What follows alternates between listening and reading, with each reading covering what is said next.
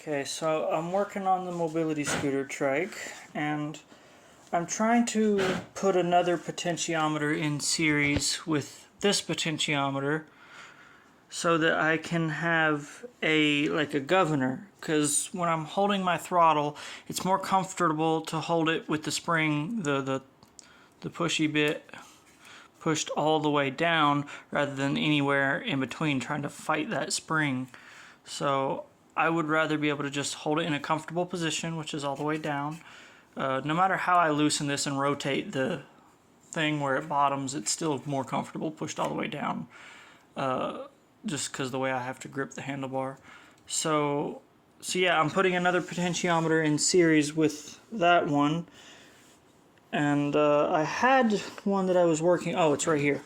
I had this one, which I was pretty far along on working on, and then for some reason it's too janky. It works to put in series. So basically, you run the power from the controller into the first potentiometer, the throttle, and then the wiper wire, the middle wire basically, from the throttle feeds the input power wire to this one, which from this I made it the pinkish red one.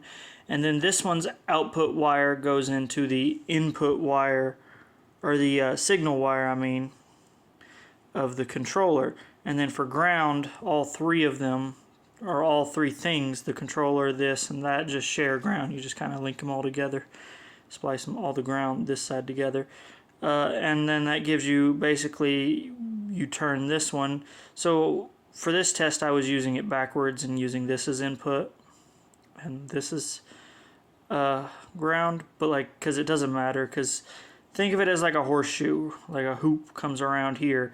So these two are technically one and the same. It's just like which way you have positive coming in determines which way the switch works. So like the way I just had it, basically that was off, and as I went this way it meant on, like slowly turned the wheel.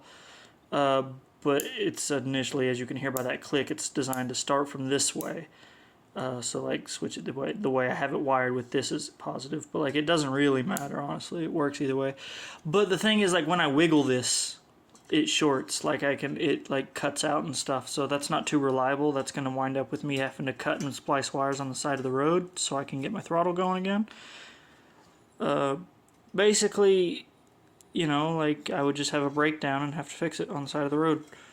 You know, just like a car does. E-bikes and electric vehicles break down, and when you get good at, you know, stuff like this, tinkering, when you break down, you can easily figure out the problem and get yourself back going. Some people think, oh, well, if it stops working, what do I do? You know, when it's electric, because they don't know how to work on them. If it stops working on the side of the road, get out and pop the hood, or get into the wiring compartment and troubleshoot just like you would under the hood of a regular car. But anyway, because I have broken down. I've had, like, not on this thing, but on another thing, I've had melted phase wires and everything from janky temporary wiring, and had to, like, on the side of the road fix it. But anyways, so that one's out. That was my best bet. I've checked around the whole house. I don't have any other potentiometer that would be a great fit. However, I might temporarily use this for now. I don't want to, but it's beefy and overkill, and it's not going to be as janky because of the type of potentiometer it is. It just means I got rid of the spring, and I'm going to basically put the nut to this. So that nut, I looked around for a better nut that would have more contact, not with, well, yeah, a taller one too, but I mean like a wider one. So more threads would be great as well, but like, I mean like a wider one, because I plan on, like, you know, taking the nut off, putting the shaft through there with the handle side up, and then the nut down in there, and then just filling it with hot glue, that little section just to hold the nut in there anyways. So yeah, more contact patch with the glue and stuff so it doesn't spin out. But since it's not under, like, that's so easy to move, it won't be under too much force. I'll have to put a rubber band. The spring that was on it's a little bit too strong, so and it was a weaker spring than the original spring. If this still had its original little mousetrap looking spring inside of it, gosh, it's It's a wonder this plastic didn't just rip apart with that spring. I took it out when I first got this throttle and replaced it with like a little spring that was screwed on from there to there, kind of catty-cornered. I think it was anyways. No, the spring itself, the other end of it hooked to the frame of the little scooter it was on. And the cable came up through that hole, and then, oh yeah, the cable came up through that hole and this hole, and then a screw went back down and threaded through that hole and prevented the cable from coming back. The cable did have a little head on it, so yeah, a little soldered looking head. So, anyways, it's just been laying around. I was surprised I still had it and didn't forget it in my old RV when I donated it. So I'm going to use it, I guess. But in the meantime, I was hoping that my old broken, or not old, my RC car had potentiometers for the joysticks. This one does not. You hear those clicks? They're just buttons. So these little thumb pieces just actuate individual buttons. There's 2 for each one to actuate or to trigger forward, reverse, left, right. And so I took the chip, because that RC car ran on a single 18650 cell, which is, they're charged with 5 volts. The signal voltage for this is 5 volts. So that car technically could run on 5 volts, even though an 18650 usually is about 4.2. You know, but anything that's got the circuitry for an 18650 usually will run on 5 volts. So what I did was, as you probably surmised, is wired up the chip from the car.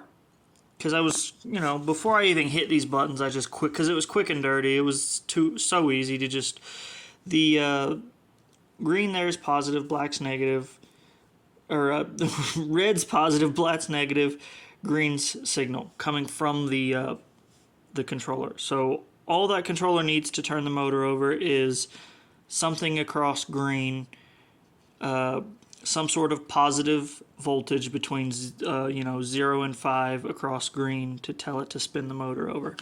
So if you short positive and I think it's if you short positive and green there, the signal wire, it'll just spin full speed, giving it full throttle. But if you have a potentiometer, in there, you can kind of hook all of them together, not together, hook them all to the potentiometer and then find a sweet spot in between, anywhere you want, in between those voltages. So yeah, like I said, I was hoping this was a potentiometer. Turns out it's not. And this was my result. So basically it's the same as just shorting that. So you take the positive and negative of the chip, the battery input feed, and you hook those up to the positive and negative of the output here of the signal stuff for the controller, for the throttle. And then the output, I just picked 2. I didn't really pay attention to which is which for like of these thumb pieces here. It just didn't matter. I just picked 2 of them, a set of them, for the positive and negative. And then I took the positive side of that on the output that would normally go to the electric motor, and I hooked that up to the green. And then I took the negative, just like you would with the potentiometer, I took that up with the negative, and it just shares the same negative as its own input and the negative that's coming from the controller. So in this case, what I was hoping would be the variable signal would be this red wire here coming from the output of the chip. So there are RC cars that have variable ones that are just as cheap as this one. It just happens to be this one does not have it. So it does work. And it's a soft start, which this motor has, or this controller has soft start anyway, so that's fine. But it's like, it's full throttle. There's no, you can like quickly let off the button, which is fine. So this is technically doable. As a, like, this is all wireless. I'm controlling my e-bike wirelessly.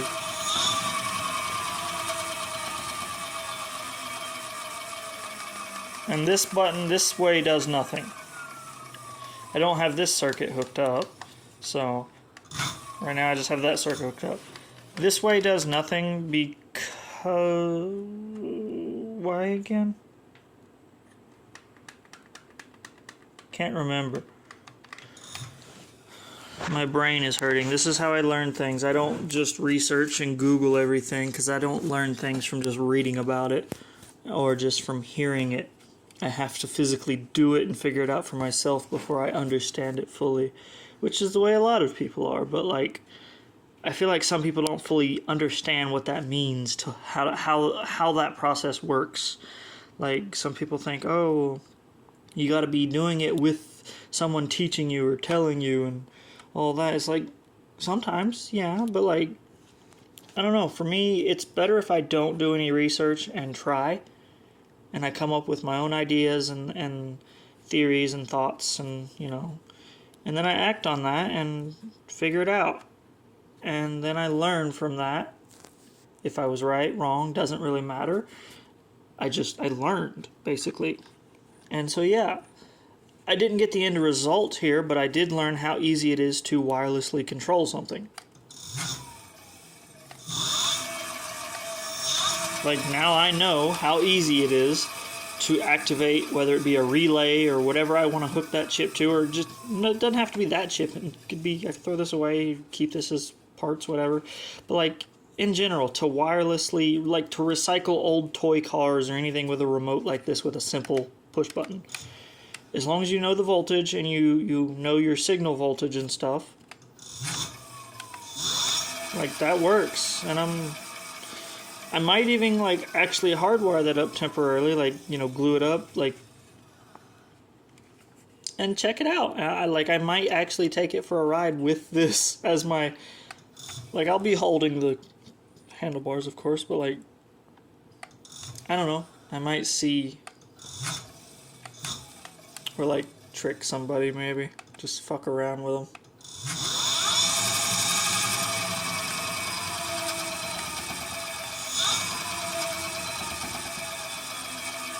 Yeah, that's not very balanced. It's balanced a lot better than it was, though. It was so horrible not too long ago. I rebalanced it, or not rebalanced. Because of the way the valve stem sits, it's hard to get an inflator in there, so it's hard to, like, air it up and then spin it up, and then if it's like a lopsided, the tire's not sitting all the way, like, centered, it's off to one side, then you want to air it back down, kind of finagle it, and then air it back up. But, like, because it's so hard to get the valves, the inflator valve thingy in there, you can't do all of that really quickly and easily, and it's a very annoying process. So what I wound up doing is just airing it down just enough to where it's a little better. I was able to finagle and do it manually, and now when I ride it on the road, it's able to finagle and, like, squish enough that it's not bouncing all over the place. But, like, there it goes, it bounced a little bit. It's still pretty unbalanced, but having it, slightly less air, not as tight, helps for sure. That's a bald tire, I know. I gotta get a new one. Actually, 2 new ones are coming in the mail, finally. Supposed to be here next week. But yeah, I thought I'd show that because that's pretty neat. So yeah, if you just kind of, like I said, the positive and negative input, I mean, it's pretty easy. Just treat the output as signal wires. Whatever the ground is, as long as it's same voltage as your output, is all same. Like, if you're using a relay, something with a relay, and you're running, like, 5 volt, like this is basically, it's running a 5 volt 5 volt signal system, but this is a 72 volt or 84 volt fully charged system. So, like, it's using a low voltage for signal, high voltage for the main, like, actual system. So I don't think it's actually using relays. It's actually just using MOSFETs and, microcontrollers and things. The smarter way, technology, PCBs and whatnot. But, like, you could do it with relays too, and just have, like, that 5 volts, because this, was able to take some amount of amperage. It was an RC car. So you can have that running 5 volts, like 1 amp or something, to a light-duty little relay that can handle a good bit of whatever you need on the other side for whatever voltage you need. Just make sure you get the appropriate relay to do the job. So like a 4-pin relay, basically, that has 2 separate isolated circuits a low voltage circuit and a high voltage circuit. It could probably be a 3-pin and everything could just share ground. That'd be fine. Like I'm sharing ground with my 12 volt system and the 84 volt system here. That's what that wire does. So it doesn't really matter. The ground side, just keep the positives isolated. But yeah, so it's that easy, honestly. I do wish this had potentiometers in it. I'm gonna have to go looking for a cheap RC car, or because I think it'd be cheap. Well, it might actually. Well, no, that's a 5 volt. I was about to say I have one on watch on eBay right now for a 50 amp 12 volt Power Wheels controller module, and the controller that is the same style controller as this, same shape. It took me forever to find that. Like, there's a billion different Power Wheels, like for little kids and the parents to push them around or with the controller. There's a billion different versions of those controllers. But like finding this one, because this was my preferred shape, like a video game style controller. Finding that with this style controls, just the video game style stuff was very difficult. And I have a 12 volt, and also finding it 12 volt higher amperage, like I found a 50 amp one, was annoying because I want to use it for more than just Power Wheel stuff. I want to use the RC system out of that for other things, so I need it to be a little beefier, and I want it to be on a lower, like 12 volt system or whatever. They make 12 volt like wireless key fob relays and stuff, which, that works and all, but like I want an actual, that, not just an on-off button. Well, that's just an on-off button, really. I mean, with potentiometers.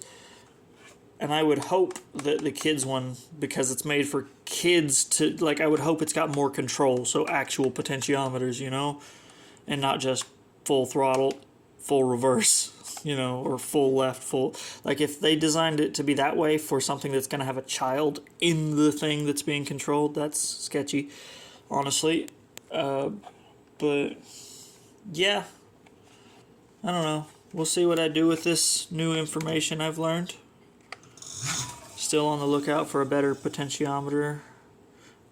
Like I said, I have the one, so I'm gonna test the circuit with that and do the thing, but I don't want to leave that. I'm gonna end, that's bulky and big, and it's gonna get taped up here so that I can just on the fly adjust, So basically this is going to be set at whatever my cruising speed that I prefer is for that day or that ride. So my controller doesn't have all that fancy stuff. You pay for a fancy, expensive controller, and you get that. DIY is always better, but, you got to pick and choose the parts you want. And at the time, this is the controller I wanted. I knew it didn't come with all the fancy stuff. I didn't want one that come with all the fancy stuff. It costs a little more. Not much more, but... So, yeah. But now I want some of the fancy stuff. Not just 3-speed, because this did have 3-speed, but it's still too high RPMs at its lowest setting for the 3-speed. So I need a potentiometer to really dial that down, so that I can really set the cruising speed, which this also has cruise control, which is great. So I can set it like that, but then it's for short distances and hitting your brakes and it's kind of annoying. I want to be able to flutter the throttle and stuff, but not go above a certain speed if I max throttle, safety and whatnot, and just comfortability or comfortableness or whatever. So I think I'm just going to cut those wires off of that pot, because I just soldered them on and then realized that whole thing kind of shakes and short circuits inside and makes it makes it it doesn't give me a lot of faith in it. Basically, it works. It does the job I need it to, as long as I'm not moving it around too much.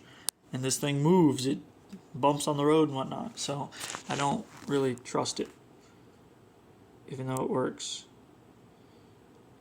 Too bad I don't. It takes a minute to wire all this up because it's all just testing setup right now, like twists. And as you can see, I have 3 little clamps because The wires on this, the PCB for the RC car are so paper thin, like tiny, so I couldn't like twist them on or anything, so they're all just kind of clamped there.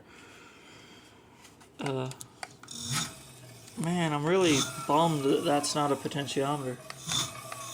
Although that does have a good soft start, so like you could get away with that and it wouldn't just do a burnout.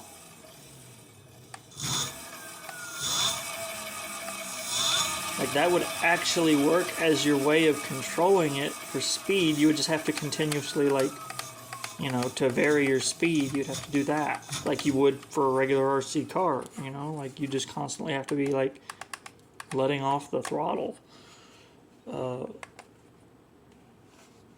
So you'd be doing the whole modulation of the signal manually. Which these don't actually modulate the signal. The pots don't. They use they're a resistor basically. They just resist, and they just need a voltage coming through, and they resist that amperage and stuff or whatever, the current flowing through them and whatnot. I don't know all the details. I just know somewhat how they work.